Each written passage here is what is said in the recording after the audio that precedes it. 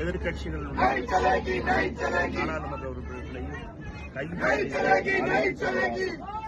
அழைத்துச் செல்கிறார்கள். தெரியவில்லை. இந்த நிலையிலே வாக்கு திருட்டுக்கு எதிராகவும் மோடி அமித்ஷாவினுடைய எதேச்சதிகாரத்துக்கு எதிராகவும் இந்தியா முழுவதும் திரண்டெழுகிற வலிமையான குரலின் அடையாளமாக நாடாளுமன்ற உறுப்பினர்கள் இன்றைக்கு போராடி கைது செய்து அழைத்துச் செல்லப்பட்டுக் கொண்டிருக்கின்றோம்.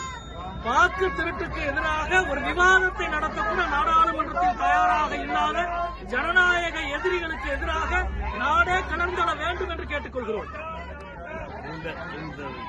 இந்த கைது என்பது ஜனநாயகத்தின் விரோதமானது. எங்களை பொறுத்த மட்டுமே நாடாளுமன்றத்தில் விவாதம் கேட்டோம். தேர்தல் ஆணையத்தை சந்திப்பதற்கு அனைத்து எதிர்க்கட்சி நாடாளுமன்ற உறுப்பினர்களுக்கும் நேரம் கேட்டோம். இது இரண்டும் தடுக்க மறுத்து இந்த அரசு இந்த அநியாயத்தை செய்கிறது.